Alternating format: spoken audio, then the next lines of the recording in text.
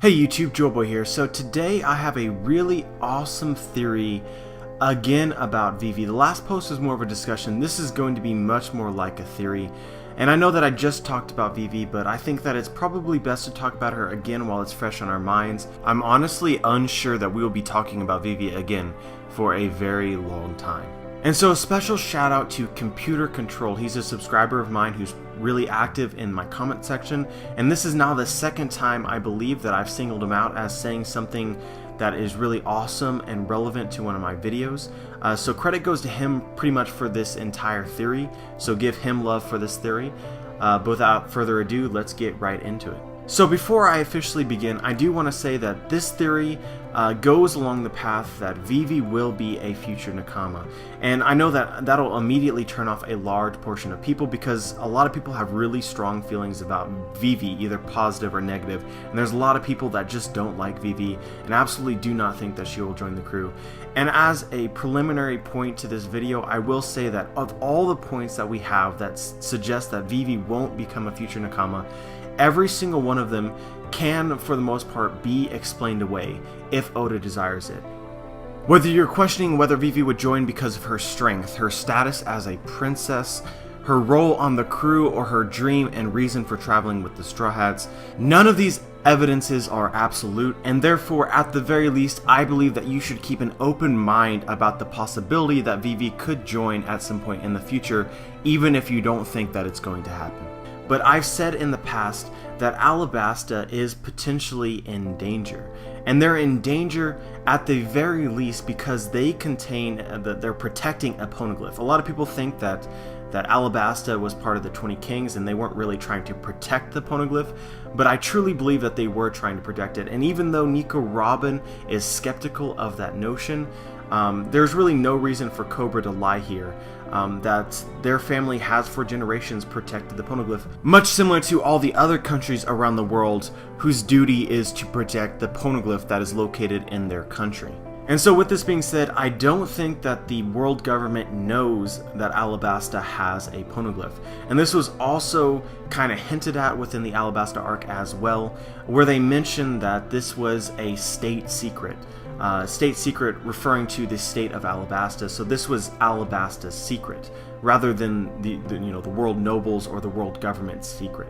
And in addition to this, Crocodile seems absolutely sure that not only is there a poneglyph, which indicates the location of Pluton, but the Pluton itself is located in Alabasta, somewhere in Alabasta. And so, while Crocodile can't know for certain that the Pluton is there, given that he hasn't found it, Crocodile is, if anything, an incredibly smart character who has very solid judgment most of the time. And so I think in this situation, we should trust him and his opinion that the Pluton can be found in Alabasta, which just adds another dimension to this problem that Alabasta may face in the future, which is that they contain all this information and potentially the Pluton itself, and the world government doesn't currently know this.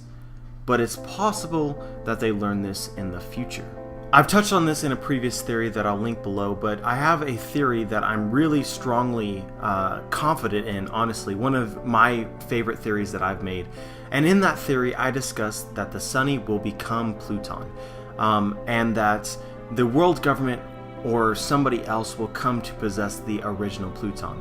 And so I suggest you watch this video for the full information on the topic, but to summarize this in a couple points, firstly, we need to remember that the Sunny is a Nakama, and just like most of the other Nakama, it will eventually become the best at whatever it is that it does for the crew. And in the case of the Sunny, in order for it to be the best ship, I think might involve it becoming the Pluton at some point in the future of One Piece. And so the main reason that this is possible is because Frankie in the past read the blueprints. He had the blueprints, and if he memorized the blueprints or destroyed a fake copy of the blueprints, in some way it's possible that he could still have access to knowledge on how to basically make a counter Pluton. However, it's not as simple as turning the Sunny into Pluton. The original creators of the blueprints, the reason that they passed them down for generations was not to one day build the Pluton.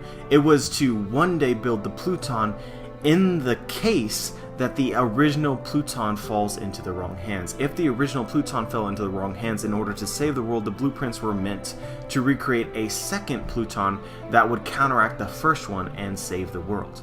And so with this being said, I think this is huge foreshadowing to the idea that somebody will come into possession of the Pluton. Frankie will learn of this, and then following the guidance of the previous protectors of the blueprints, and given that he has memorized them or can some way recreate them, will then be motivated to transform this Sunny into the counter Pluton in order to save the world. That's how I see it happening. And so my prime candidate for a group or individual that would find the Pluton would be the world government. As Crocodile suggests, he leads us to believe that the Pluton can be located in Alabasta, and I think that we should believe him.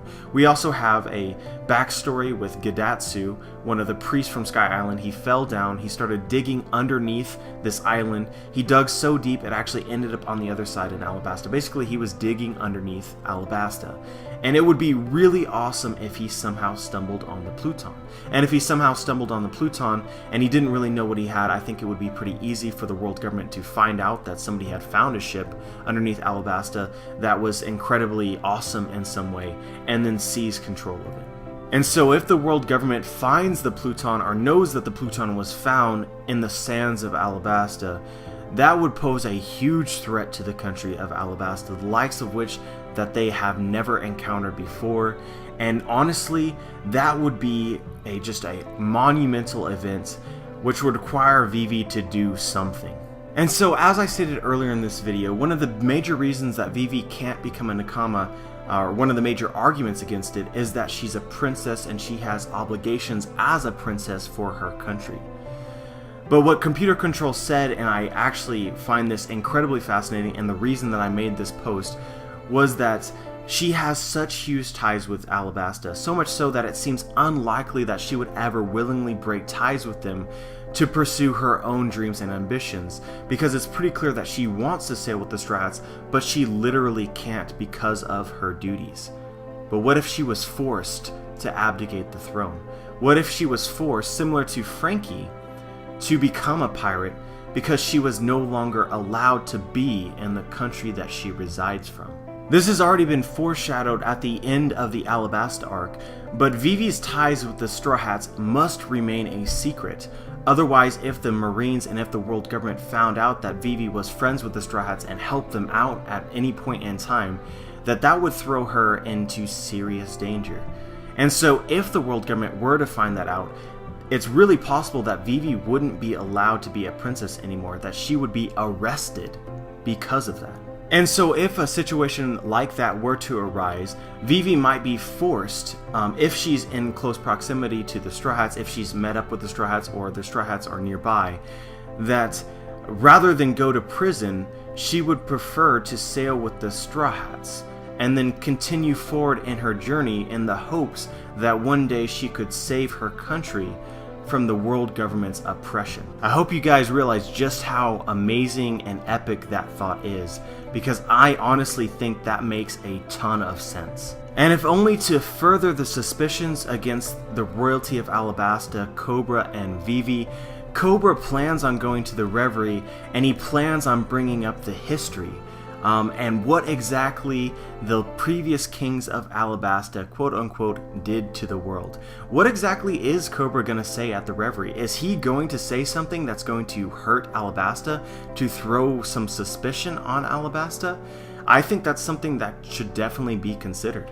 And so to summarize everything that I've said so far and sort of bring it all together, I think that in the future, particularly at the Reverie, suspicion may fall on Vivi and Cobra, and maybe even the entire country of Alabasta, so that Vivi may no longer be able to be a princess due to now officially being a criminal. And so given this, I think that her dream would be to return to her country, no longer branded as a criminal, but rather as a resident and a lawful person, which is what she really is.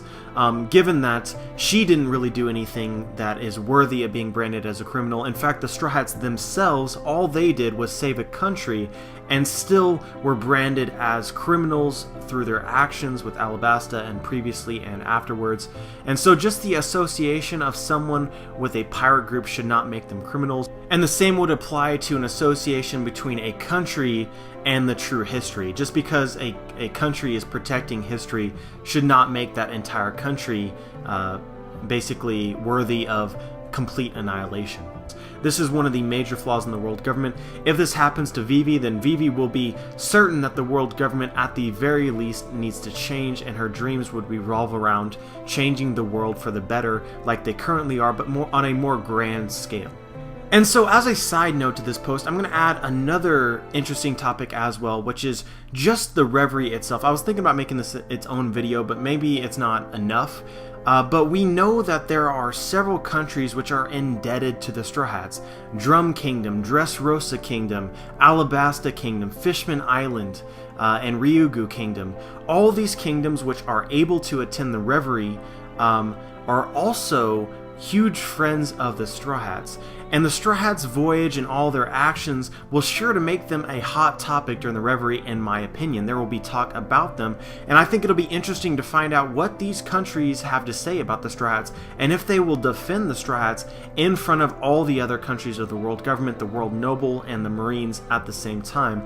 And if they do defend the Straw Hats, would that then throw all of these countries under suspicion of the world government as potential conspirators?